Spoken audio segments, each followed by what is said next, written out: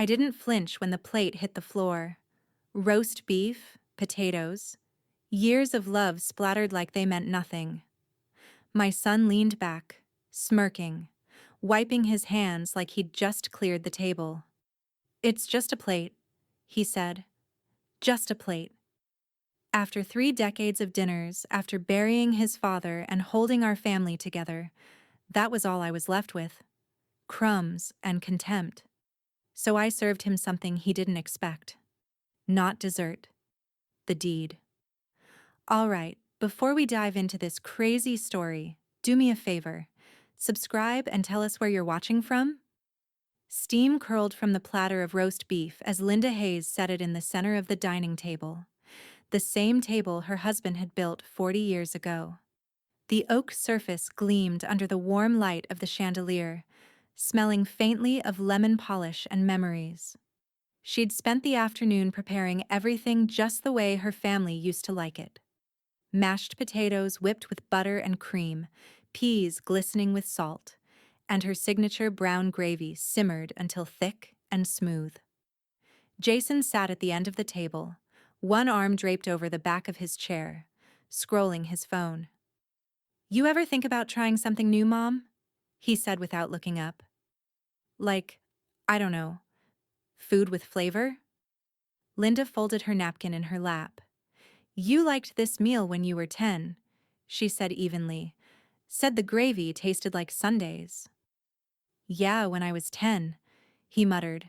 "Now it's just bland, old people food." Vanessa let out a soft, practiced laugh. "He's just teasing, Linda," she said, her tone floating somewhere between polite and patronizing. She adjusted her gold bracelet and poured herself wine, not offering any to Linda. Linda took her seat. "I cooked for hours," she said, not raising her voice, not pleading, just stating a fact. Her fork clinked lightly against the plate. Jason sighed dramatically, as though the conversation itself were a burden. "Yeah, and I appreciate the effort, but maybe next time order out? No shame in admitting you're tired, Mom." The room's quiet settled like snow. Even the ticking of the wall clock sounded judgmental. Linda's fingers paused around the handle of the serving spoon. For a moment, she wanted to remind him that cooking wasn't exhaustion. It was love. That every meal she made was a way of keeping her husband alive in the house he'd built, but the words stayed lodged somewhere behind her ribs. Jason pushed his plate slightly away, fork scraping against porcelain. "Honestly, just looking at this makes me full," he said, half laughing. Something inside her flickered. The small, polite smile she'd worn for decades thinned, then disappeared. Without warning, Jason shoved her plate with the heel of his hand. It skidded across the table, tipped over the edge, and shattered against the tile floor. Roast, potatoes, and porcelain scattered at her feet. Vanessa gasped, then glanced quickly at Jason. "It's not a big deal," she said softly. "Accidents happen." "It wasn't an accident," Linda said, her voice low, steady. Jason's expression faltered just a second before hardening again. "Come on, Mom. Don't be so dramatic." Linda looked at him. Really looked. The man across from her wasn't the boy who used to ask for seconds, or who'd sit at that same table doing homework while she corrected spelling tests. This man's eyes were colder, his posture entitled. Somewhere along the way, he'd mistaken her kindness for weakness. The smell of gravy and roasted meat turned bitter in her throat. She stood without another word, sliding her chair back neatly, aligning it with the table edge. Her hands didn't shake as she picked up the largest shards of the broken plate. "Linda," Vanessa said awkwardly, setting down her wine glass. "Don't bother. We'll get it." Linda ignored her. She moved with slow, deliberate grace, as if tidying up something sacred. She placed the shards carefully into the trash, wiped her hands on a dish towel, then ran the faucet. The water hissed and steamed, rising up into her face like fog. Behind her, Jason laughed under his breath. You're overreacting. It's just a plate. Linda turned off the water. The house seemed to hold its breath. It was never about the plate, she said quietly. Jason blinked, confused, but she didn't explain.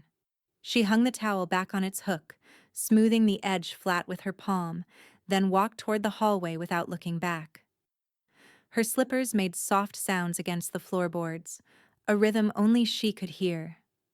She passed the framed photographs, Jason at his graduation, Jason with his first car, and paused just long enough to notice the thin layer of dust on the glass. From the dining room, Vanessa's voice carried, "Should we just go?" "Yeah," Jason muttered. "Let her cool off." Linda kept walking until she reached her bedroom. The safe in the corner caught the faint gleam of lamplight. She sat on the edge of the bed, listening to the sound of their voices fade, and for the first time in years, she didn't feel small. Outside, snow began to fall again, slow, deliberate, cleansing. She stood, walked back toward the kitchen, and began rinsing the remaining dishes in silence, her face unreadable. But in her eyes, something had shifted. Something cold. Something permanent. And in that quiet, the first seed of retribution took root. The clock read 10:43 p.m. when Linda finally turned off the kitchen light. The house, her house, folded into silence around her. The same kind of quiet she used to love when her husband was alive. Tonight, though, it felt like standing inside a hollow shell. The roast's scent lingered in the air, heavy and sour. She moved down the hall, slippers brushing the carpet, until she reached her bedroom.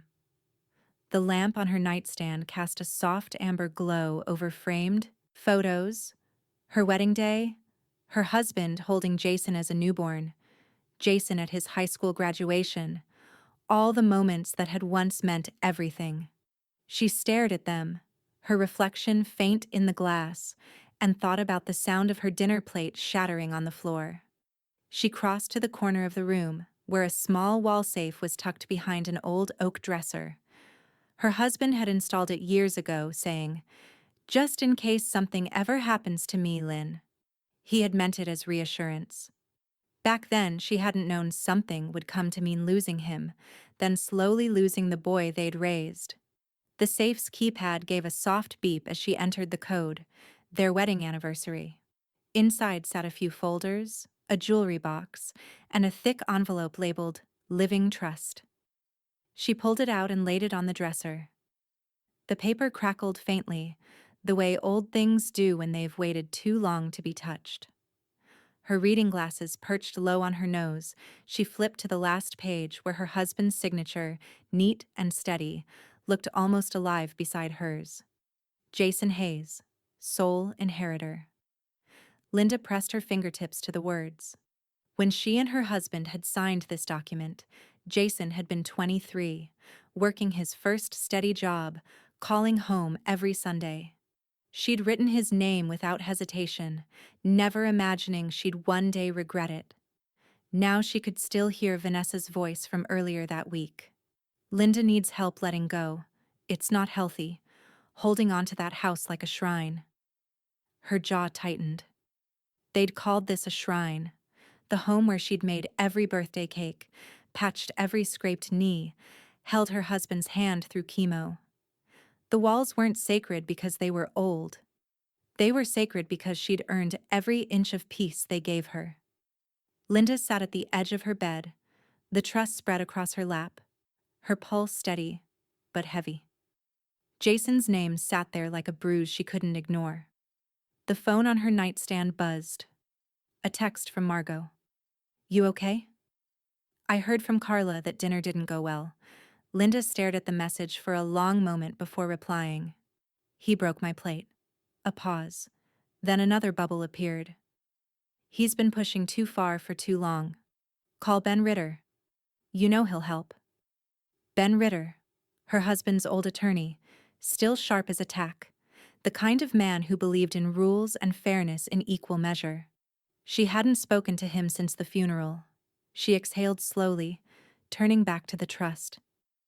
She imagined Jason and Vanessa sitting in her dining room one day, selling her furniture, repainting the walls, maybe even tearing down the garden her husband had built from scratch. She imagined their laughter echoing through a house that no longer recognized them. Her stomach turned. Linda rose, crossed the room, and picked up the phone. For a long while, she simply held it, feeling the smooth weight of it in her hand, the faint tremor beneath her thumb as she scrolled to Ben's number in her contacts. She hesitated once, then twice. Then she dialed. The line rang once, twice before the voicemail clicked on. "You've reached Ben Ritter, attorney at law. Please leave a message." Linda waited for the tone, heart drumming. "Ben," she said quietly, each word deliberate. "It's Linda Hayes. I need to make some changes. Serious ones." She hung up, placed the receiver back on the cradle, and stared at the phone as if it might ring back immediately. Outside, snowflakes drifted past her window, catching the porch light. The garden was blanketed in white, the daffodil bulbs sleeping deep beneath the soil, patient, waiting for spring. Linda gathered the trust papers, slid them back into the envelope, and returned them to the safe. Her hand lingered on the cold metal door before turning the handle to lock it again. Her husband's photo sat on the dresser beside her jewelry box. She looked at it and whispered, "I think it's time." When she switched off the lamp, the room plunged into darkness. But Linda felt no fear, just resolve. And in the silence that followed, the phone lit up with one new voicemail notification, the screen glowing faint blue against the dark. She didn't check it yet. Not tonight. But by morning, she would. The night air outside was sharp enough to sting, and by the time Jason and Vanessa stepped off the porch, their laughter, too loud, too forced, had already curdled against the quiet of the neighborhood. The slam of their car doors echoed down the street, fading until there was only the hum of the refrigerator and the tick of the old wall clock. Linda stood at the kitchen doorway, her hands resting on the frame. For a moment, she just looked at the mess. A few half-eaten plates, a trail of gravy, Vanessa's lipstick mark on a wineglass. The roast sat on its platter, untouched, now dull under the kitchen light. A thin chill crept in through the window over the sink, where a single curtain swayed slightly, whispering against the sill. She picked up her apron and tied it around her waist, not because she had to, but because it steadied her. The habit of order had always been her armor. She started by stacking the plates, scraping leftovers into the trash, each motion slow, measured, deliberate. Her broken plate, white porcelain, now in jagged pieces, lay in a small pile on the counter where she'd set it aside earlier. She ran a finger along one edge until it caught her skin, just enough to sting. It wasn't about the plate, but the plate had been the beginning. She washed each shard under the running tap, as if they were something worth saving, and laid them carefully in the sink basin. The water ran over her hands, hot and unrelenting, until her knuckles reddened. From the living room, the mantel clock chimed 11. She dried her hands and went to the desk built into the corner of the room, a tidy command center her husband had once used for paying bills. The drawer stuck a little before sliding open, revealing a familiar chaos of old receipts, property tax statements, and medical forms. She gathered them into small, neat stacks, squaring the corners. Every slip of paper felt like a thread tying her to something solid, proof of what she'd built, what she still owned, and what no one had the right to take. Her phone buzzed once on the counter. A text from Margot. "You awake?" Linda typed back, sorting some things. "It's time." 10 minutes later, headlights swept across the curtains, and a knock came at the back door. Margot stepped in wearing her wool coat and a knitted hat pulled low, cheeks red from the cold. She carried a grocery bag and set it on the counter with a thump. "I brought pie," she said. "But it's not dessert night, it's war night pie." Linda almost smiled. You didn't have to come? Like hell I didn't, Margot said, pulling up a chair. Now show me what you've got. They spread everything across the kitchen table. Folders, pens, the small green calculator Linda's husband had loved. Margot worked with brisk precision, sorting papers into categories: home, bank, insurance. When Margot reached a property tax bill, she tapped it twice with her pen. You're up to date. He can't claim a thing without your consent. I know, Linda said quietly, but I want it clearer. No loose ends. No confusion. Margot handed her a clean manila folder. Then start here. Linda wrote on the tab in firm, black ink, New will, private. The letters looked almost too calm for what they meant. For a while, the two women worked in companionable silence. Outside, the snow kept falling, flakes glowing briefly in the porch light before disappearing into the dark. The air smelled faintly of paper, coffee, and the lemon oil from the table. When everything was finally organized, Linda sat back, her shoulders easing for the first time all night. Margot sipped her coffee and studied her. You sure about this? Linda looked at the folder marked New Will. I've never been more sure. The kitchen clock clicked past midnight. The phone buzzed again. Jason, this time. Dinner next week? Linda stared at the message until the blue light dimmed and the screen went black. Then she set the phone face down on the table and said softly, almost to herself, Not next week. Not ever. The words hung there, quiet, final. As the wind outside pressed against the windows, and the folder on the table glowed faintly under the lamplight, like the start of something irreversible. And for the first time, Linda realized revenge could begin not with anger, but with paperwork. Morning light stretched thin over the snowbanks as Linda parked near the Capitol Square. Madison's skyline gleamed pale and distant through the frost on her windshield. The city always felt too fast for her now, but today, she needed that energy, needed something firm to lean against while she dismantled the last of her son's entitlement. The wind was biting as she crossed the square, her coat collar tucked high, her gloved hands gripping the manila folder labeled New Will, Private.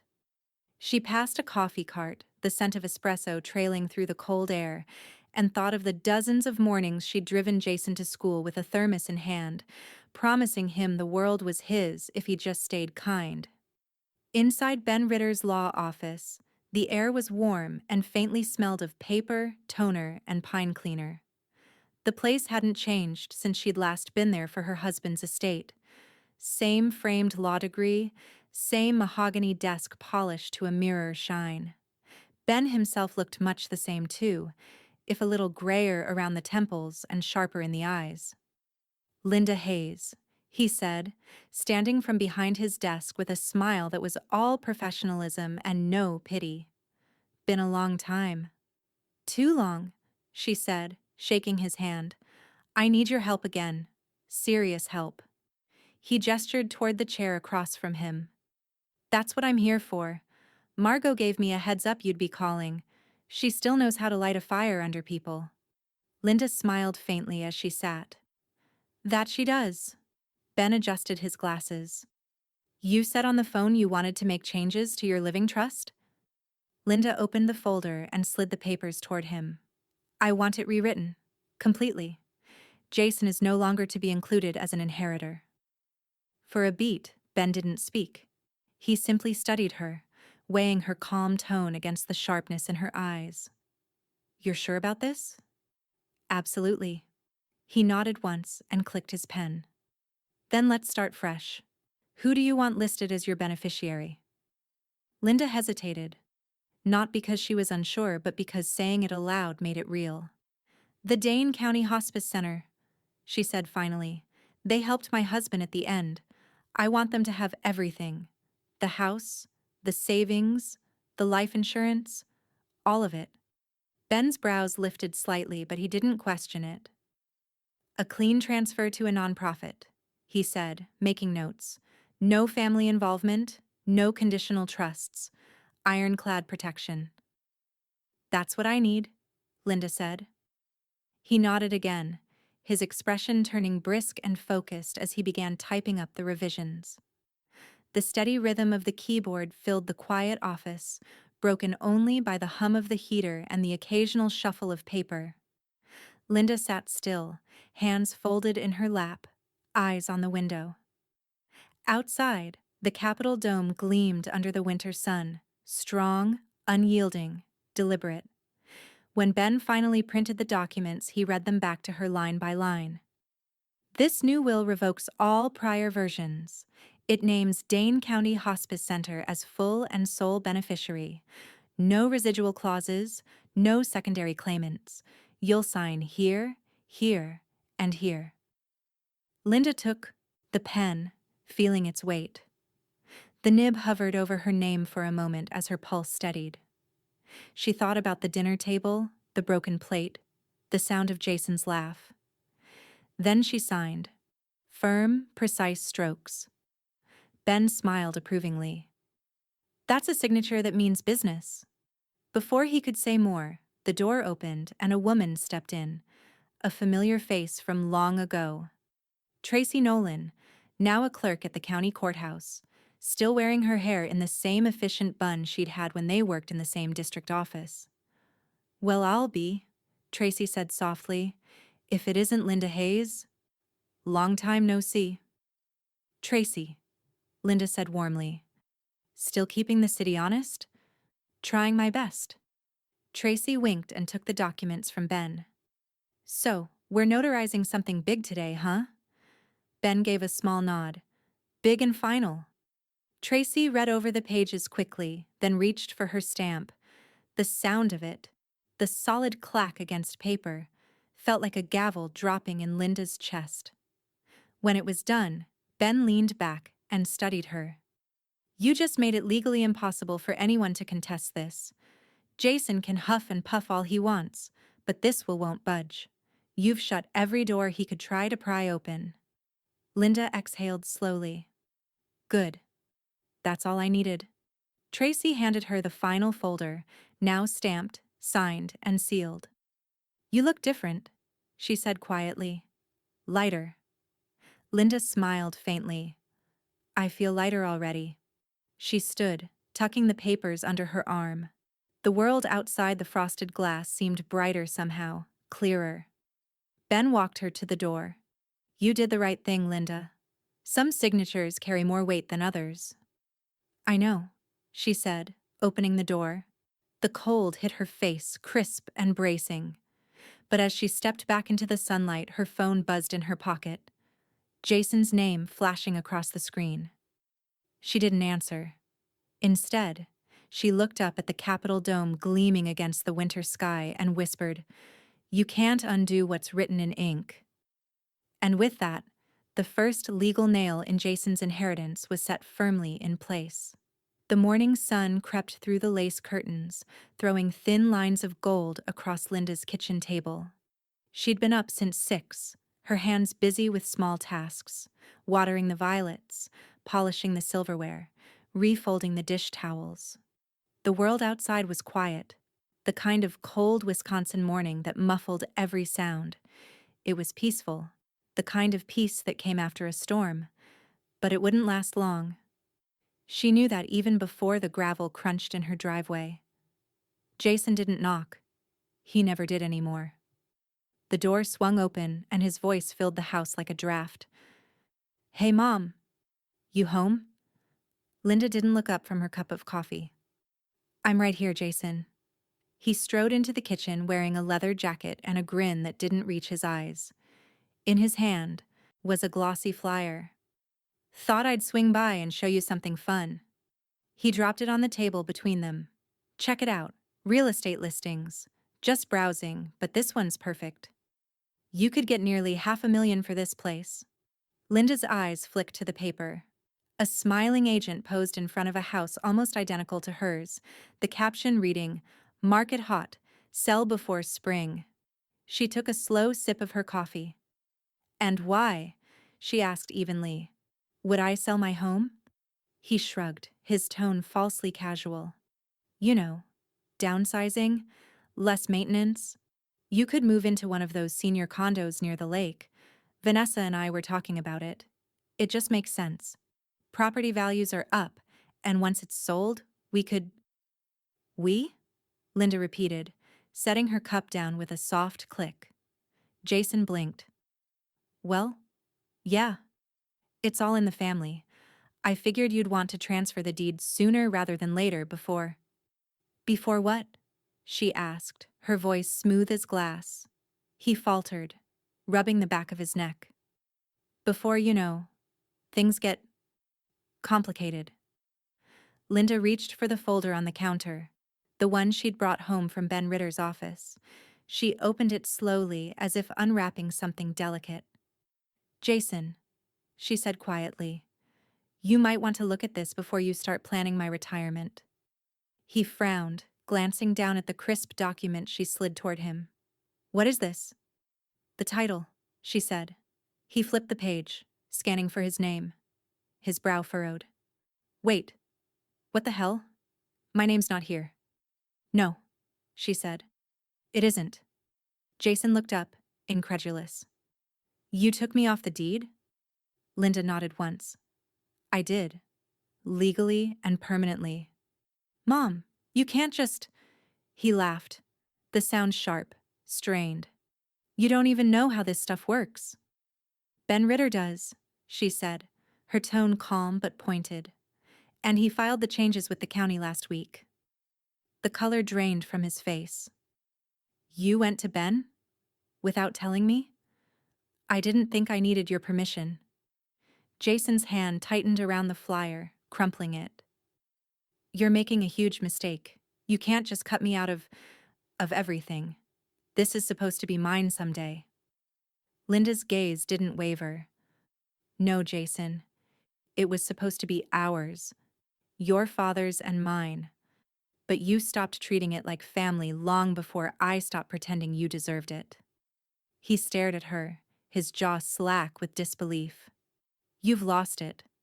Vanessa was right. You do need help letting go. Linda leaned back slightly, her expression unreadable. I've let go, she said softly. Completely. For a moment, only the ticking clock filled the silence. Then she slid one more document across the table. Crisp, new, notarized. What's this now? He snapped. My will, she said. He hesitated, then flipped through the pages, scanning. The names. His fingers froze halfway down the list. His name wasn't there. When he looked up, Linda's face was calm, almost kind. You're not in my will either, she said. The words hit harder than any slap could have. Jason's face flushed red, then drained pale. You're serious, he whispered. Completely. He laughed again, but it broke halfway through. This is insane. You're cutting out your only son? Linda rose from her chair, gathering her cup and saucer. No, she said, her voice steady. I'm protecting what's left of my husband's memory. Jason shoved the papers away from him, the chair legs screeching against the tile. You'll regret this, he spat, his voice trembling with anger. Linda met his eyes one last time. No, Jason, you will. He stood there a moment longer, shaking his head, then turned and slammed the door behind him so hard that the walls trembled. Linda looked down at the dent his coffee cup had left on the table's edge. Then she exhaled, slow, measured, and refilled her own cup, her hand steady. Outside, Jason's car tires squealed against the icy road, leaving deep, twisting tracks in the snow. Linda turned toward the window, watching the white flakes drift down to cover them. And as the tire marks disappeared beneath the falling snow, so did the last trace of her son's claim to her future. The knock came before sunrise, hard, relentless. Linda had just finished her first cup of coffee when the front door rattled under Jason's fist. The noise broke through the quiet like a hammer. She set the mug down, let the silence stretch for 3 beats, and then opened the door. Jason stood on the porch, breath steaming in the cold, eyes wild. Vanessa hovered behind him, wrapped in a fur-lined coat, her arms crossed tight. Neither looked like they'd slept. "We need to talk," Jason snapped, stepping inside without waiting for permission. Linda closed the door behind them, slow and deliberate. "Good morning to you, too." Jason spun around, red-faced. "Cut the act, Mom. What the hell is going on? Ben Ritter called me this morning. He wouldn't tell me anything, but he said all inquiries about your estate need to go through you. So I'm asking." Linda folded her arms. "You already know the answer." He slammed his palm against the counter. "No, I don't. You changed everything. My name's gone from the deed, the will, all of it. You've been planning this behind my back?" Vanessa stepped forward, voice syrupy and sharp. "This has Margot written all over it," she said. "She's been in your ear, hasn't she? Ever since that ridiculous dinner. She's poisoning you, Linda. Filling your head with nonsense." Linda regarded her coolly. "Margot is my friend. You two are my guests. Watch your tone." "Guests?" Jason barked, incredulous. "This is my family's house." Linda's reply came calm and lethal. "No, Jason. It's mine." Vanessa scoffed. "She's not thinking clearly." Linda's voice never wavered. "I've never been clearer." Jason started pacing, his boots grinding against the tile. "You can't do this. You can't. Dad wanted this house to stay in the family." Linda's eyes softened briefly at the mention of her husband, but only briefly. "Your father wanted respect, Jason, and you've forgotten what that means." Jason's voice cracked between fury and disbelief. "I made one mistake. You're really throwing me away over a stupid plate?" Linda stepped closer. The air seemed to tighten. "You threw away far more than a plate." Vanessa moved to his side, her hand on his arm. "Jason, she's emotional. You know how people get when they're older?" Linda's gaze turned cold. "Be careful, Vanessa." Vanessa smirked, but her voice trembled. "You think anyone's going to believe this was your idea? When Jason tells the family how you're being manipulated." "Enough," Linda said. The word was soft, but it landed like a verdict. The silence that followed was heavy, stretching taut between them.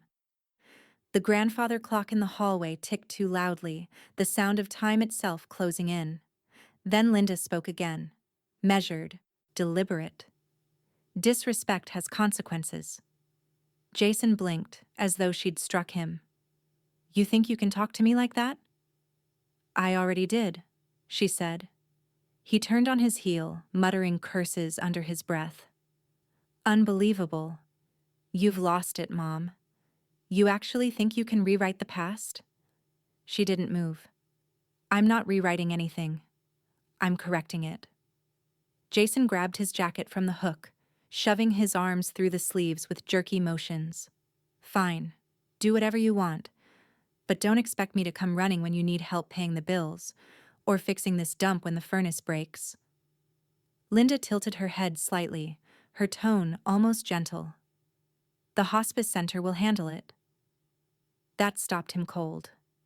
He stared at her, trying to process the words, realizing just how final this was. "You gave it to them?" "Yes." Vanessa's hand dropped from his arm. The color drained from both their faces. Jason's voice dropped to a low, furious whisper. "You're going to die alone in this house." Linda met his gaze without flinching. Better alone than surrounded by greed. He turned, slammed the door behind him, and stomped down the steps. The sound of his boots on the ice cracked through the morning quiet. Vanessa lingered for half a second, her expression flickering between pity and disgust, before she followed.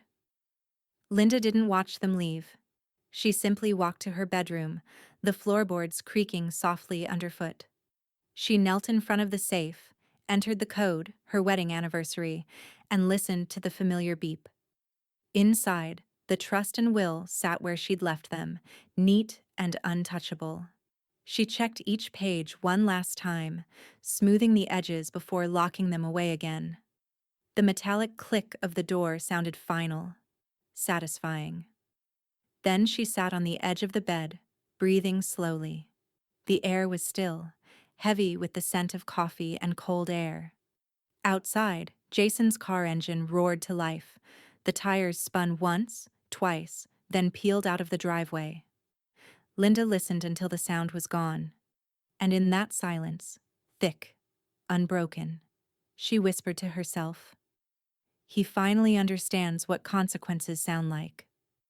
But what she didn't know was that Jason's next move would come louder and far more dangerous than a slammed door. By Wednesday, the house had gone still again.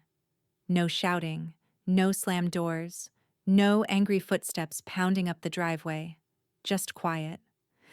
The kind of quiet Linda had once mistaken for loneliness, but now found strangely peaceful. She was midway through zesting lemons when her phone buzzed on the counter. The screen lit up with a notification. Facebook, 7 new posts. She didn't check it right away. The scent of lemon filled the kitchen, bright and clean, mixing with the sugar melting in the pan. But when the second notification came, tagged in a post by Vanessa Hayes, she wiped her hands on a towel and sighed. The post sat there, in bold letters, public for everyone to see. Sometimes parents turn toxic and forget what gratitude looks like. You can love someone and still have to protect yourself from their cruelty. Dozens of little blue thumbs and sympathetic comments trailed beneath it. Words like, "So sorry you're going through this," and "You deserve peace." Linda scrolled without expression. She didn't need to click Vanessa's profile picture to know it was that same self-righteous smile, chin lifted, eyes just soft enough to sell sincerity. Another ping. A message this time, from her cousin Ellen. "Heard something's up with Jason? Everything okay, hun?" Then another. "Is it true you disinherited him? What happened?" Linda set the phone down beside the cooling pan of lemon bars. For a few moments, she simply watched the frosting drizzle settle into glossy ripples. Then she typed one short reply to everyone who'd messaged, "Family business, handled." That was all. 10 minutes later, the back door creaked open and Margot's voice called, "Smells like heaven in here, but I'm guessing there's a reason." Linda smiled faintly without turning around. Lemon bars. And apparently, I've gone viral. Margot laughed, setting down her purse. "I figured as much. You're trending in the family chat group. Vanessa's been busy." She pulled out her phone, squinting. "Let's see. Ah, here it is. She's not well." Margot read aloud, quoting Vanessa's comment. "We're doing everything we can to get her help." Linda chuckled softly, wiping her hands on her apron. That woman wouldn't know help if it knocked on her door and offered her a casserole. "People believe what they want to believe," Margot said, sliding onto a bar stool. "But you know what? None of it matters. You did what needed doing." "I know." Linda's tone was quiet but firm. "Still, it's strange, seeing your life turned into someone else's pity post." Margot tilted her head. "You could delete your account." Linda shook her head. "No. Let them talk. Every rumor burns itself out eventually." She dusted the lemon bars with powdered sugar, careful and methodical. "Besides," she added, "it's not like they know the truth. They only know the version Jason feeds them." "Then let him choke on it," Margot said, reaching for a bar. Linda allowed herself a small, real laugh. "Language, Margot. Please, I'm 72. I've earned the right to swear at hypocrites." The laughter faded into a comfortable silence. Outside, the late afternoon light turned everything a soft gold. Snow clung to the edges of the windows, melting just enough to streak the glass. The doorbell rang. Linda wiped her hands and went to answer it. Tracy Nolan stood on the porch, bundled in her courthouse coat, a folder tucked under one arm.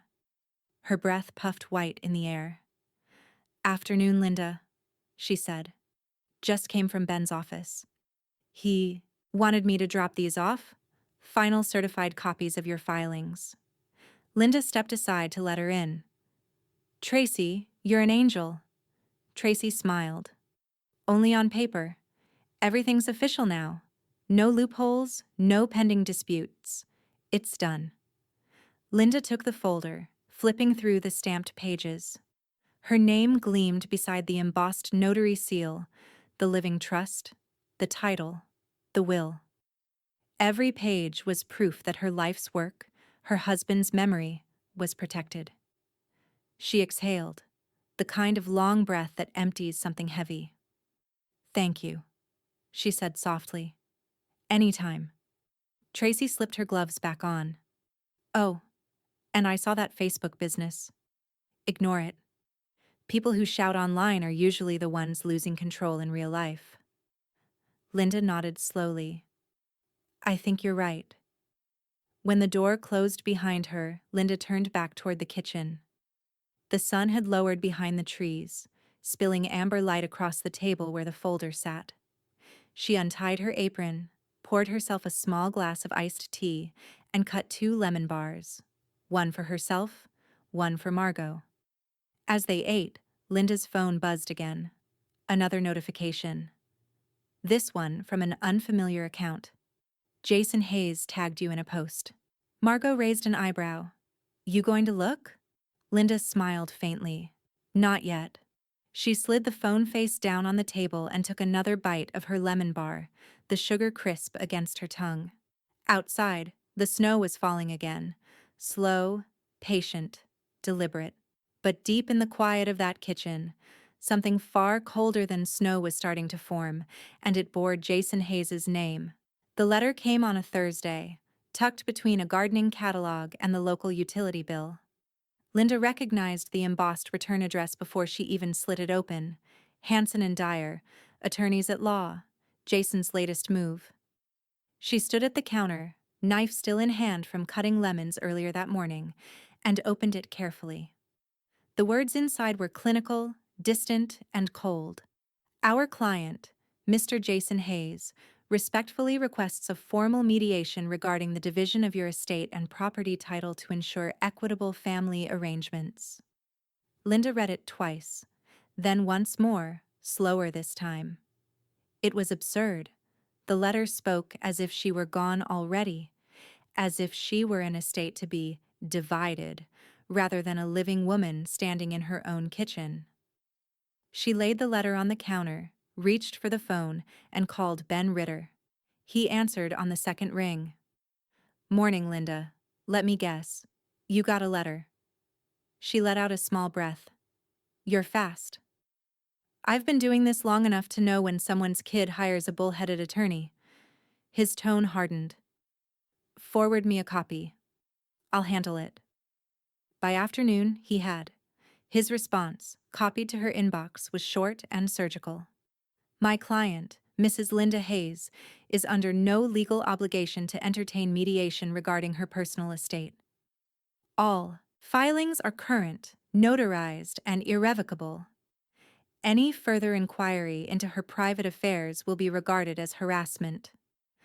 Linda read it 3 times, her chest swelling a little more with each sentence. Ben didn't use many words, but everyone hit like a gavel. The following day, he called her personally. Their lawyer reviewed the paperwork, he said, a hint of satisfaction in his voice. He's backing down. There's nothing he can challenge. You've got yourself an iron wall, Linda. Thank you, Ben, she said softly. That wall means more than you know. I think I do, he replied. You've earned your peace. Don't let them chip at it. When she hung up, the house felt lighter. Quiet again, but in a different way. Not the uneasy hush of waiting for a fight, but the stillness that comes after a battle has already been won, until that evening. Her phone buzzed. Vanessa Hayes. Linda considered letting it ring out, but habit won. She pressed accept and waited. Linda, Vanessa began, her voice smooth but tight. We all need to sit down. This back and forth with lawyers is ridiculous. It's tearing the family apart. Linda kept her tone even. There's nothing to tear, Vanessa. Jason made his position clear. I made mine. This isn't you, Vanessa said quickly. It's that attorney. And Margot. They've filled your head with... Linda interrupted softly but firmly. Vanessa, I'm perfectly capable of thinking for myself. Silence crackled through the line. Finally, Vanessa said, we deserve an in-person conversation. No, Linda said, polite but absolute. I don't owe you a conversation. Or an explanation. Her voice didn't rise, but it landed with the weight of finality. Vanessa's breath caught on the other end. You'll regret freezing out your own family. I already did, Linda said simply. Now I'm thawing. She ended the call. Afterward, the house felt too still again, but not empty. The kind of stillness that comes when a boundary has finally been drawn and held. The next morning, Linda drove into town. The snow had melted into slush along the curbs, the sky gray but promising something softer. She stopped by Henderson's Garden Center, a small greenhouse tucked behind the hardware store, its windows fogged from warmth and earth. Inside, rows of bulbs sat waiting, daffodils, tulips, hyacinths, tiny promises of color for a world that still looked frozen. Planting early, Mrs. Hayes? Asked the clerk, a young woman with dirt on her hands and a genuine smile. Early's the best time, Linda said, picking up a bag of daffodil bulbs. The ground needs to know what's coming. As she paid, she noticed her reflection in the glass door. Older, yes, but stronger too. The kind of strength that didn't come from anger, but from endurance. Back home, she slipped on her gloves and knelt in the cold garden soil. Her fingers stung as she dug, the earth stiff and unyielding at first. But with each handful turned, it softened. She placed each bulb carefully, pressing it into the dark soil like a secret waiting to bloom. Margot's voice echoed faintly in her memory. You sure about this? Linda smiled. Completely. She stood, brushing the dirt from her gloves. In the window's reflection, the house looked calm again, its edges sharp against the winter sky, its heart entirely her own. Inside, her phone buzzed once more. Jason's name flashed on the screen. She didn't answer. Instead, she turned the phone face down on the table and looked out at the garden, where the bulbs lay hidden under cold soil. And as the last patch of earth settled, Linda couldn't help but think how every buried seed eventually pushes back toward the light, even the ones planted in darkness. The storm that morning came without warning, sheets of sleet slapping against the windows, wind rattling the eaves like an uninvited guest. Linda stood at the counter, drying her hands from the dishes, when the sound of tires crunching over frozen gravel made her freeze mid-motion. Jason's car. Her heart didn't race. It simply steadied itself. She had known this day would come. The last text she'd ignored had probably been the fuse. The front door burst open before she could reach it. Jason strode inside, snow dripping from his coat, his face twisted in something between fury and desperation. So that's it, huh? He shouted, his voice echoing off the walls. You won't answer my calls? You hide behind lawyers and now you think you can just cut me out of your life? Linda set the dish towel on the counter, her movements calm, deliberate. Jason, you need to leave. Don't start with that, he snapped, pacing across the kitchen. I'm not going anywhere until you explain yourself. You've let everyone in town think I'm some kind of monster. She didn't answer. She simply watched him. Her silence unnerved him more than words ever could. He slammed his fist against the counter. Say something. Linda folded her arms. I don't argue in my own house. Jason barked a short, bitter laugh. Your house? You think a few signatures make it yours? Dad built this place for us. No, she said softly. He built it for me. You just grew up in it. That stopped him for half a breath, but the anger came roaring back. He spotted the folder on the counter, the same cream one that held copies of her legal documents. What's this? He reached for it. Before he could touch it, Linda's hand shot out faster than he expected. She gripped the folder and drew it close to her chest. Out, she said quietly. Jason froze. His mother's tone wasn't loud or trembling. It was absolute. Mom, don't do this, he said, his voice lowering, trying to sound reasonable again. You're letting other people come between us. You're out, she repeated, her eyes unwavering. He stared at her, speechless. Something in her expression, something colder than anger, made him hesitate. For the first time, he looked small standing in that kitchen, like a man who'd misjudged the ground beneath his own feet. The sleet outside hit harder, tapping the window in an erratic rhythm. Jason's jaw tightened. Fine, he said, stepping back. But you'll regret this. People are already talking. You're making yourself look crazy. Then let them, she said simply. He yanked the door open and stomped out into the storm, his boots leaving clumps of slush across her rug. Across the street, Margot stood inside her bay window, coffee cup in hand, watching every second unfold through the shifting curtain of snow. She didn't wave. She didn't call out. But her expression, worried, sharp, and ready, followed Jason's car as it fishtailed down the road and disappeared. Linda closed the door, locked it, and leaned her forehead briefly against the wood. The silence that followed wasn't peace. It was aftermath. That evening, she called Margot. He showed up? Margot asked. I saw him leave like a tornado on two legs.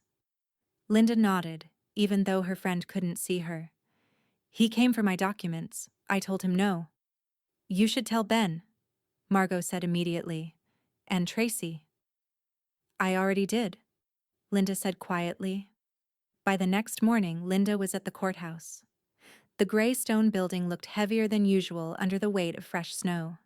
Inside, the corridors smelled faintly of old paper and floor polish.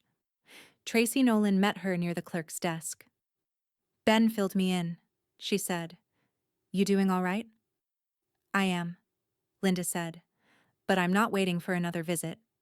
Tracy gave a firm nod. Then let's make it official.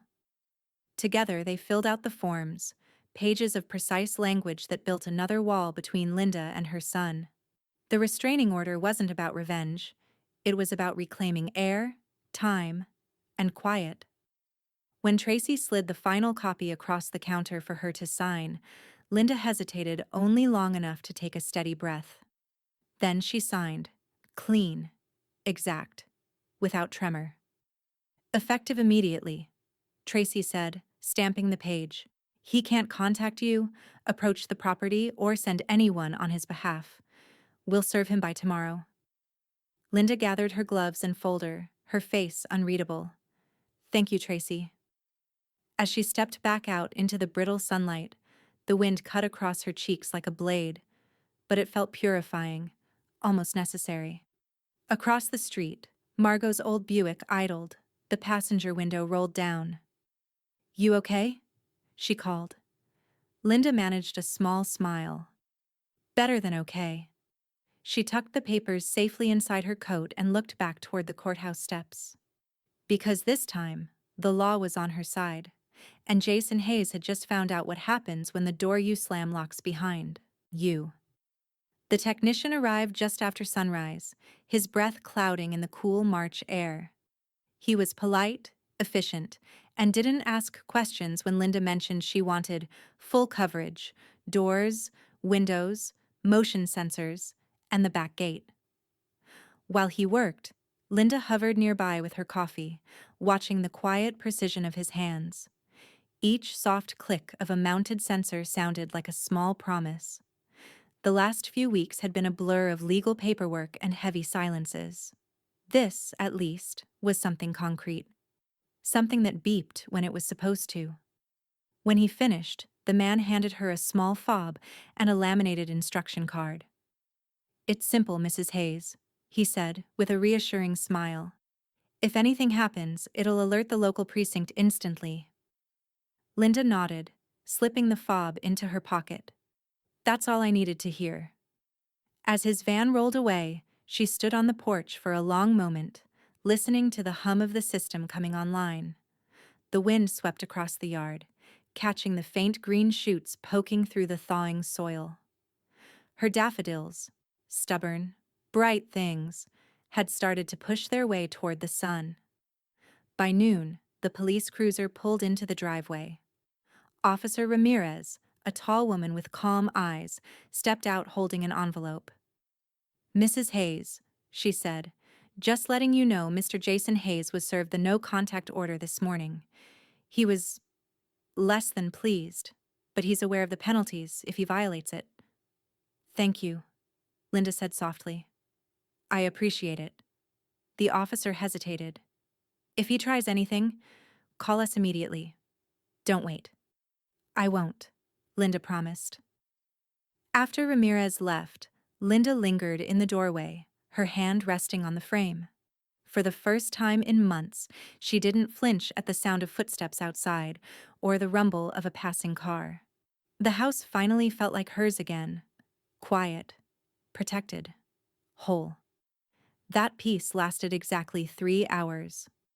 Her phone rang while she was folding laundry. The caller ID flashed Vanessa Hayes.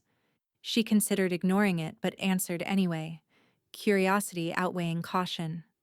"Linda." Vanessa's voice came through shaky, high-pitched, pretending at civility. "I just wanted to check on you. This whole thing has gotten out of hand." Linda kept her voice neutral. "You mean the restraining order your husband earned?" "That was unnecessary," Vanessa said quickly, her tone tightening. "Jason's heartbroken. He just wants to talk. If you'd give him 5 minutes." "The law gave him 0, Linda interrupted. "And that's exactly how much I'll give him too." There was a pause, one long enough for Linda to hear Vanessa's breath catch. Then, the voice hardened. "You think this makes you safe? It doesn't. People talk. They see what you've done. You've made him out to be some kind of criminal." "I haven't made him anything," Linda said calmly. "He did that, on his own." The next sound wasn't a voice. It was the brittle snap of Vanessa losing her composure. "You can't erase us, Linda. You can't pretend your family doesn't exist." Linda's thumb hovered over the screen. "You've mistaken peace for pretending," she said, and with that, she ended the call. The phone buzzed again seconds later, then again, 3, 4 times. She blocked the number. The silence afterward was heavy but clean. By late afternoon, Margot arrived with a tray of blueberry scones and a smile that carried the quiet victory of a battle half won. "So," she said, dropping her purse on the counter, "how does it feel to have the law on your side and a security system that would make Fort Knox jealous?" Linda laughed softly. "It feels like a new chapter." They sat by the kitchen window with their coffee, watching the snow retreat from the yard. The air smelled faintly of damp earth and sugar. Margot talked about her grandniece's piano recital. Linda listened, her eyes drifting now and then toward the window where the daffodils swayed in the breeze. "Would you look at that?" Margot said, following her gaze. "Already blooming. You've got stubborn flowers. Linda Hayes?" Linda smiled faintly. "They remind me of someone." For a while they simply sat there, 2 women, 2 cups, and the sound of spring quietly beginning outside. Then the motion sensor at the front door beeped once, a soft alert. Linda froze, eyes meeting Margot's. Margot stood, cautious. Could be the mailman. Linda rose slowly, walking to the window. Through the glass, she could see the porch empty, except for a single white envelope sitting neatly on the welcome mat. No postage, no name. The daffodils trembled in the wind as she opened the door. The envelope's flap wasn't sealed. Inside, just one printed line on plain paper. "This isn't over." Linda closed the door, locked it, and turned the alarm back on.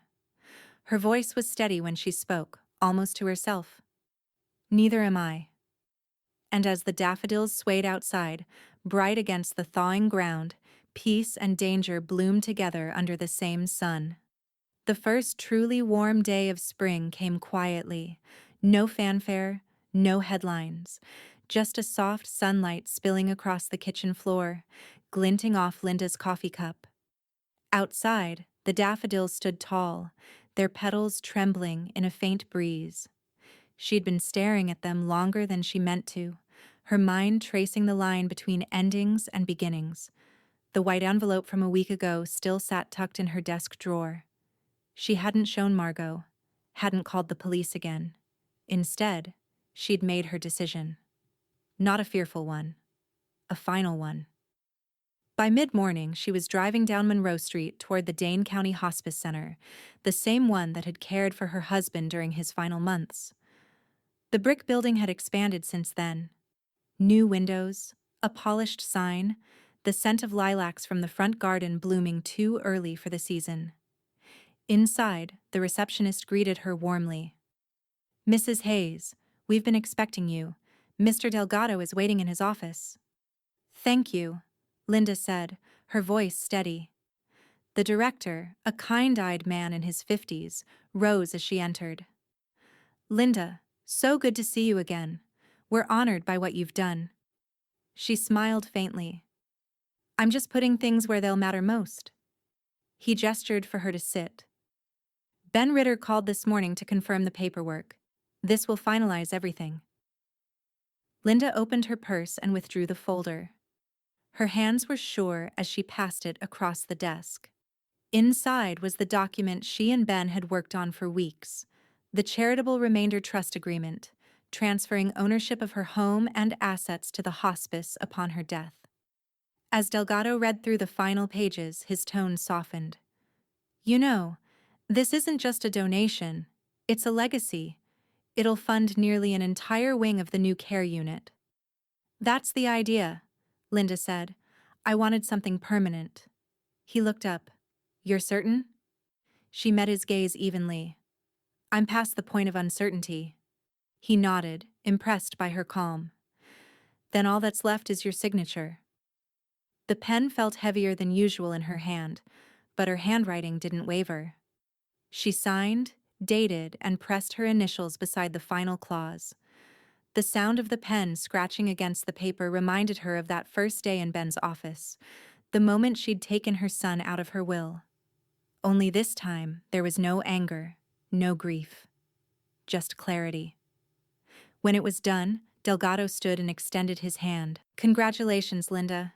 You've secured something beautiful." She rose to shake his hand. "No," she said quietly, smiling. "I've secured something safe." He smiled back, then gestured toward the hallway. "Would you like to see the new wing? It's nearly finished." Linda followed him down the corridor. The building smelled faintly of antiseptic and lavender, like memory wrapped in comfort. Nurses moved quietly, their voices low but kind. The walls were painted soft cream, sunlight filtering through skylights that poured warmth into every room. They turned a corner and entered a bright, unfinished space. A brass plaque sat on a temporary stand near the doorway, covered by a sheet of blue cloth. Delgado pulled it aside. "The Hayes Wing, dedicated to dignity and peace." For a moment, Linda couldn't speak. Her throat tightened as she read the words, the ones that made her husband's name permanent in a way Jason could never tarnish. Margot's voice echoed from the hall. "There she is." Linda turned to see her best friend stepping carefully over the cords and tools, waving a little too dramatically. "I told the front desk I'm her emotional support troublemaker," Margot said, smiling. Delgado chuckled. "You're just in time. We were unveiling her plaque." Margot looked at it, then at Linda, eyes shining. "Well," she whispered, stepping closer, "you did good." Linda blinked back the sudden sting of tears. "We did good," she corrected softly. Margot pulled her into a hug, and for once, Linda didn't resist. The scent of her friend's perfume, vanilla and starch and something faintly floral, brought back every Sunday dinner, every laugh, Every late-night conversation when grief had tried to swallow her whole. When they finally pulled apart, Delgado cleared his throat gently. Would you like to choose the first room to dedicate? Many donors like to. Linda glanced down the hall. One room caught her eye, the one with the window overlooking a garden where nurses had planted early tulips. That one, she said. The view feels right. Delgado nodded. We'll make it happen. As they walked back toward the lobby, Linda paused near the entrance. Through the glass doors, sunlight streamed over the parking lot. A family was helping an elderly woman into a car, their laughter soft and patient. She smiled faintly, wiping at one tear that had escaped. Outside, Margot looped her arm through hers. Ready for lunch? Starving, Linda said. They stepped into the sunlight together, the door closing behind them with a soft click. Quiet, but resolute. And though Linda Hayes had signed away every trace of her son's inheritance, what she'd built in its place was larger, brighter, and untouchable. The letter came on a Thursday. No return address this time, just her name typed neatly in the center of a cream envelope. The paper was thick, expensive, the kind used for wedding invitations or apologies meant to impress. Linda found it tucked halfway under her front door when she came in from the garden. She stood there for a moment, the afternoon light slanting across the hallway, the envelope balanced in her hand like a question she didn't need answered. The paper was faintly warm from the sun, but her fingers stayed cool against it. She knew who it was from. Who else would go through the trouble of sending something that tried so hard to look respectable? Jason. There was no curiosity left in her, not the old ache of maybe this time. She'd learned the difference between closure and bait. She carried the envelope into her office. The shredder hummed softly in the corner, the same one Ben had told her to buy when he helped her digitize every important document. She stood over it, holding the envelope like she was weighing its worth. A single sound, one clean rip, and the paper disappeared into the machine's hungry blades. The shredder whirred, stuttered, then swallowed the last fragment. Linda pressed the switch off, silence settling over the room. That's done, she murmured. Her phone buzzed a moment later. A text from Margot. Lunch at the diner? I'm buying. You need pie therapy. Linda smiled. She slipped on her jacket, grabbed her keys, and left the letter's ashes behind. The diner was half full, sunlight glinting off the chrome napkin holders and the soft hum of conversation filling the air. Margot waved from a corner booth, already halfway through a cup of coffee and pretending to read the dessert menu. You're late, she said, grinning. I almost ordered without you. Linda slid into the booth. You'd have regretted that. Margot laughed. You assume I ever regret pie. Their waitress, Ruby, appeared with her notepad. The usual? Make it two, Linda said, setting down her purse. When Ruby walked away, Margot leaned forward. You look lighter, like something finally clicked. It did, Linda said simply.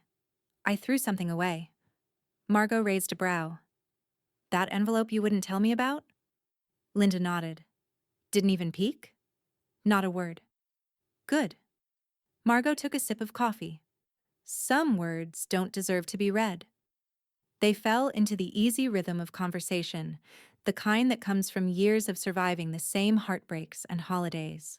Margot talked about a travel magazine she'd been reading, all about fall foliage drives through Vermont. You know what we should do? She said suddenly. Rent a cabin. Late October. Hot cider, flannel blankets, red leaves as far as the eye can see. Linda smiled.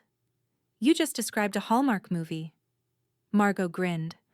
Then I'll be the comic relief best friend with great hair.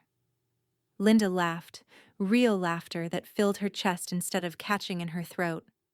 You're serious? Dead serious.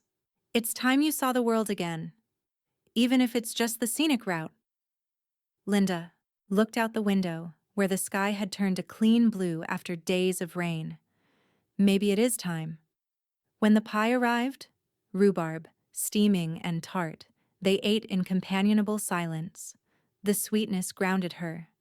So did the sound of plates clinking, the smell of fresh coffee, the feel of ordinary life, sliding back into place.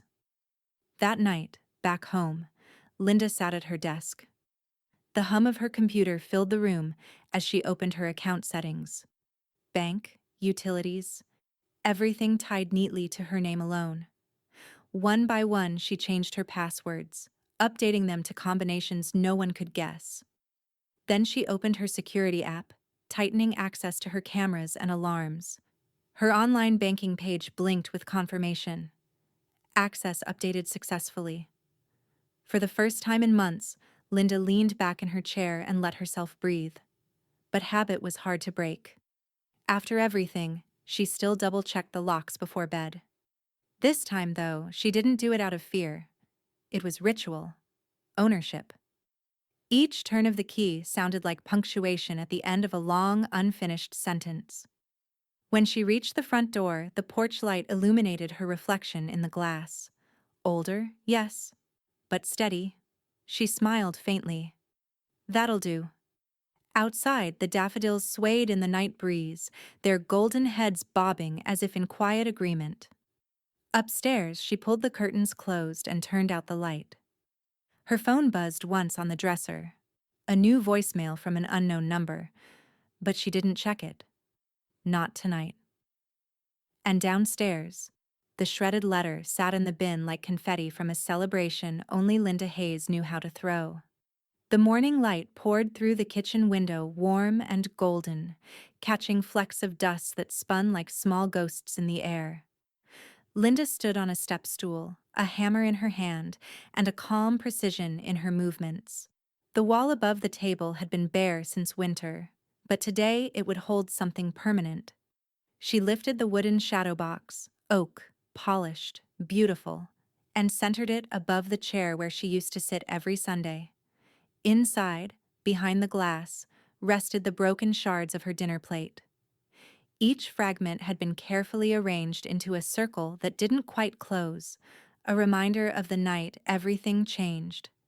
Beneath the shadow box, she screwed in a small brass plate engraved with 6 words: "Disrespect ends here."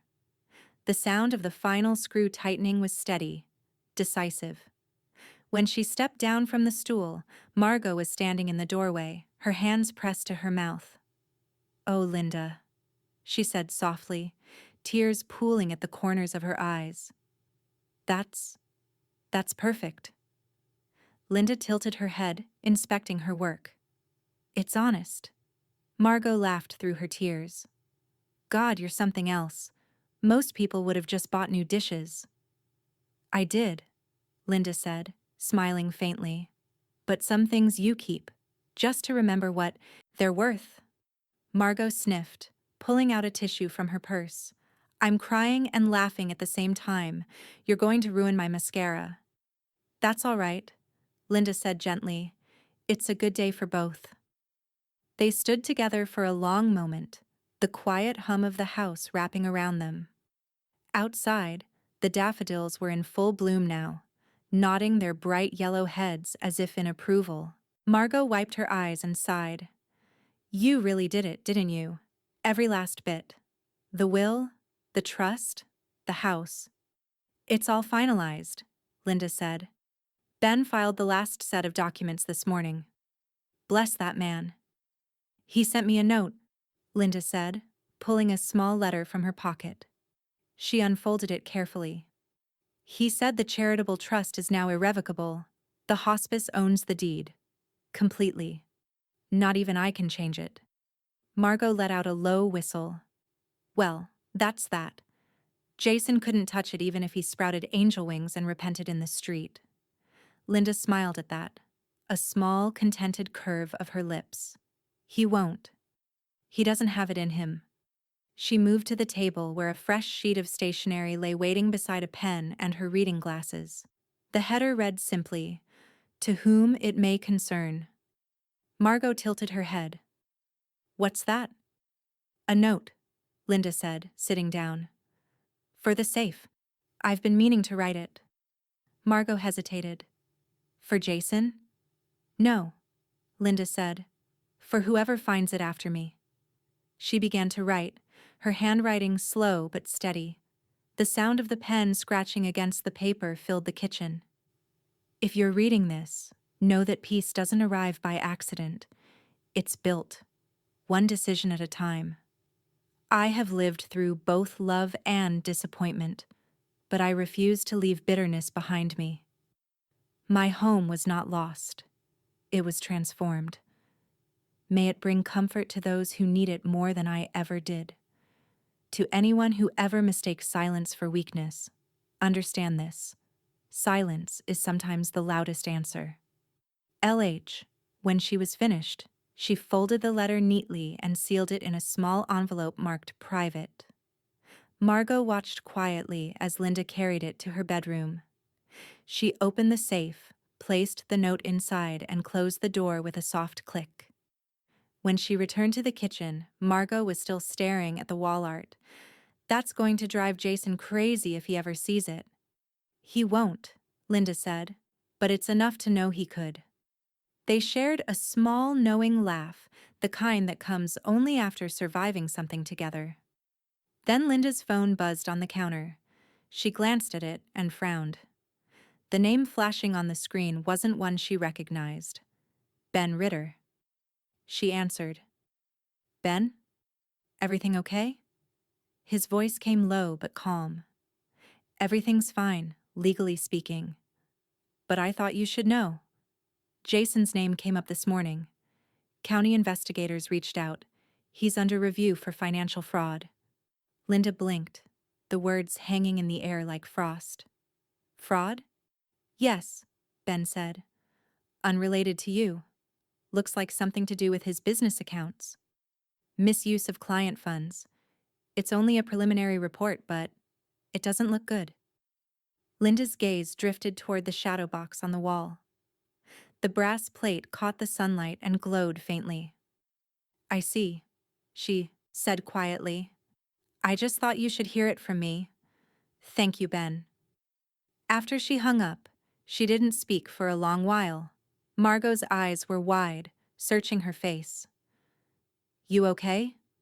Linda exhaled slowly. Yes. It's just strange how truth finds its way out no matter how long you try to bury it.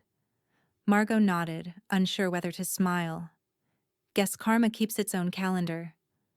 Linda looked again at the wall, at the circle of shattered porcelain frozen behind glass. Maybe, she said softly. Or maybe it just waits for the right audience. Outside, thunder rumbled faintly over the horizon, a spring storm rolling in, slow and inevitable. The air shifted, heavy with promise. Linda reached for the window latch, pulling it closed just as the first drops began to fall. She turned back to Margot, her voice steady. Pie or tea? Margot grinned through her tears. Both. As the rain began to patter against the roof, the two women sat beneath the glow of the kitchen light, the shadow box gleaming like a quiet monument to a battle finished and a legacy secured. And somewhere miles away, as Jason Hayes' name lit up in the morning news for all the wrong reasons, Linda's house stood unshaken, a fortress built from consequence, forgiveness, and one woman's unbreakable calm. The earth smelled alive again. That was how Linda knew spring had truly arrived. The last of the frost had melted into soft, dark soil, and she knelt in it now, her gloves streaked with dirt, her back warmed by sunlight that no longer carried winter's edge. Rows of lavender plants sat waiting in small plastic pots, their roots bundled and ready. Beside them, her tomatoes, sturdy little seedlings in cardboard trays. She hummed quietly as she worked, easing them into the ground with gentle hands, spacing them the way her husband once had. Give them room to breathe, he used to say. Everything grows better when it's not competing. She smiled at the memory. You were right, she whispered, patting the soil around a tomato stem. About more than you knew. The garden had always been her sanctuary, order, patience, reward. But today, it felt different. The air was lighter, her shoulders looser. There was no longer anyone waiting to intrude, no anger hovering beyond the fence. From across the yard came a voice. "Morning, Linda." She looked up to see her neighbor, Carol, leaning over the fence with a basket of cuttings. "Got some mint and a few marigold sprouts for you," she said with a grin. "They'll keep the bugs off your tomatoes." "That's kind of you," Linda said, standing and brushing off her knees. Carol handed over the basket. "I saw the news last night," she said gently. "That was your Jason, wasn't it? The one they're investigating for that company mess?" Linda's hands didn't falter as she set the basket on the porch. "Yes," she said simply. Carol hesitated, sympathy flickering in her eyes. "I'm sorry. That's tough." Linda smiled faintly, calm and unbothered. "I stopped being surprised by Jason a long time ago. Some storms just take their time finding the right place to land." Carol nodded, unsure what else to say. "Well, if you need anything, we're right across the street." "I know," Linda said. "Thank you, Carol." When the woman left, Linda returned to her garden. She pressed her palms into the earth and drew a long breath, feeling the warmth travel up her arms. For the first time in years, her heart didn't carry the weight of waiting for someone else to do right by her. She'd stopped giving that responsibility away. Later that afternoon, Margot arrived with her wide-brimmed sun hat and a basket of sweet tea. "If I didn't know better," she said, "I'd think you're auditioning for a gardening magazine cover." Linda laughed softly. "I've got the wrinkles for it." They sipped tea on the back steps, watching bees drift lazily between the lavender. The faint hum of lawnmowers and birdsong filled the air. "Did you see the report?" Margot asked finally. "I did," Linda said. "It's bad, isn't it? Worse than he ever expected." Margot sighed. "And Vanessa?" "Gone," Linda said. "The reporter said she left town last week. Packed up and disappeared." Margot shook her head. "Well, they always say you reap what you sow." Linda's gaze drifted to the daffodils by the fence, swaying in the breeze. "Then I'm glad I planted early." The two women sat quietly, their glasses sweating in the warmth. The scent of lavender mingled with the sharp green of tomato vines, a perfume that felt like renewal. Eventually, Margot nudged her. "You know what I was thinking? That big old dining table of yours. What are you going to do with it now that you're not hosting those Sunday dinners anymore?" Linda looked through the kitchen window at the table, the same one her husband had built with his own hands, where decades of meals, laughter, and arguments had unfolded. She rose slowly. "Come with me," she said. Inside, sunlight fell in wide bands across the wood. The table was too large now, too full of memories that no longer had a place to sit. Linda ran her fingers over its surface, tracing invisible circles where plates had once rested. "I think it's time someone else filled this space," she said. "There's a shelter downtown, the family one near East Washington. They're always short on furniture." Margot smiled. They'd be lucky to have it. That evening, a truck from the shelter arrived. The volunteers lifted the table carefully, their voices warm with gratitude. As the last leg disappeared through the doorway, Linda felt a pang, but not of loss, of release. When the door closed, the kitchen looked larger, cleaner, lighter. Margot was already dragging in the replacement, a small round table she'd found at a vintage shop, just big enough for 2 plates and a pot of tea. "Perfect for our late-night gossip sessions," she said. Linda helped her position it by the window, the same spot where the light fell brightest in the morning. She set a vase of fresh lavender in the center. "Just right," she said. Margot grinned. "You've downsized your drama and your furniture. Progress." They both laughed, the sound spilling easily into the quiet house. When Margot left, the sun was low, painting the garden in gold. Linda stood at the doorway, hands in her pockets, and watched the bees dart between blooms. Inside, the shadow box on the wall caught the last of the light. Its brass plate gleamed like a quiet truth that needed no defense. Her phone buzzed once more, a breaking news alert she didn't open. She turned it face down, poured herself one more glass of tea, and sat at her new table. The lavender brushed against the open window, carrying its scent through the house. Linda smiled, peaceful and tired in the best possible way. And as the sun sank behind the daffodils, she realized peace wasn't something found. It was something protected, and she had built walls no one could break again. The morning light poured across the kitchen, soft and honey-colored, catching in the folds of the lace curtain. Linda sat at her new round table, the one small enough for peace to fit without crowding. Steam curled from her coffee mug, its scent mingling with the lavender drifting in from the open window.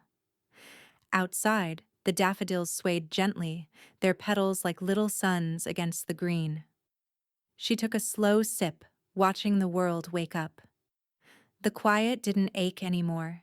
It hummed, like a well-tuned instrument, full of calm.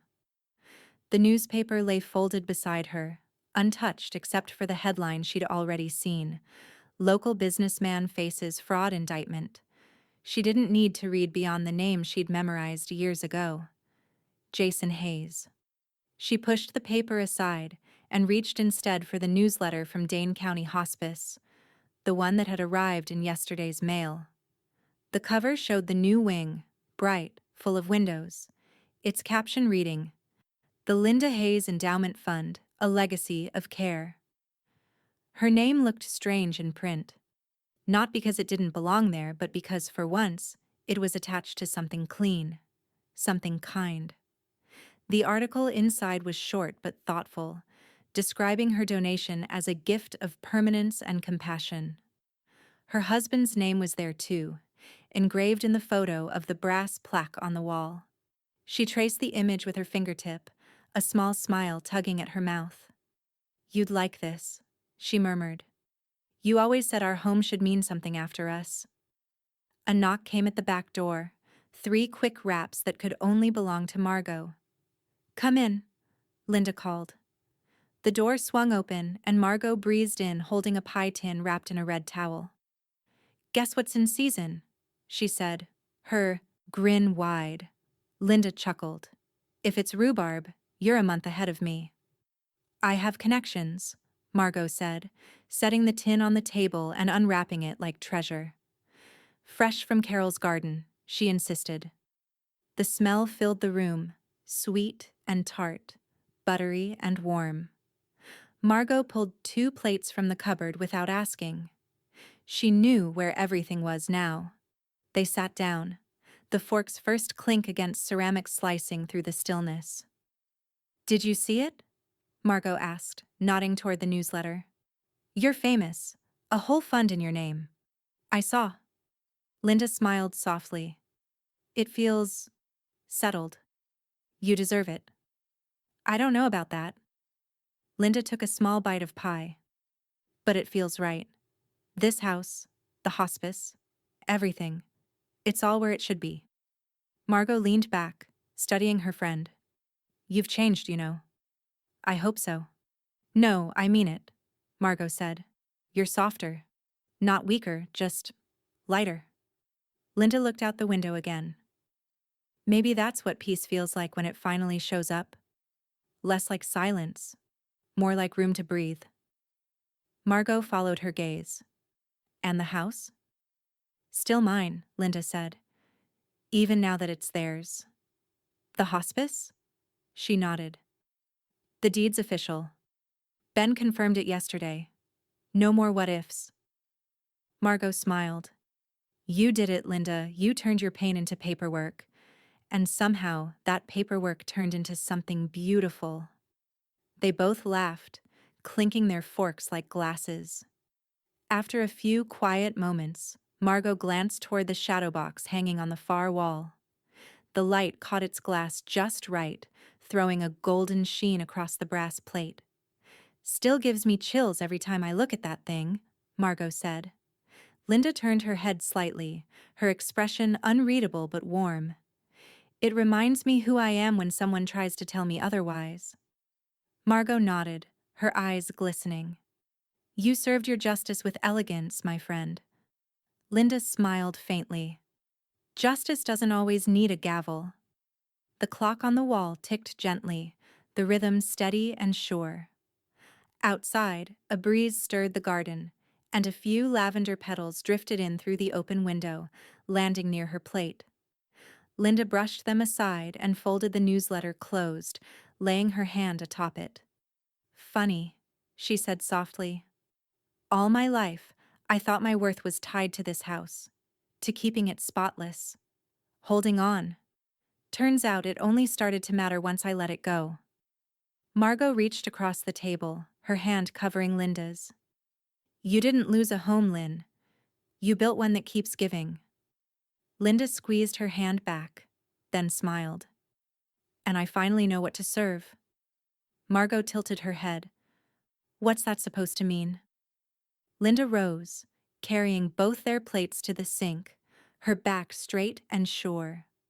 The sunlight haloed her figure, golden and unburdened. She turned slightly, her eyes catching the brass plate on the wall. Her voice was calm, but it carried weight. Measured, deliberate, final. He expected dessert, she said. I served something permanent. Outside, the daffodils bowed in the breeze as if in quiet applause, and inside the house, Linda Hayes stood surrounded by light, every broken piece of her life now arranged just right.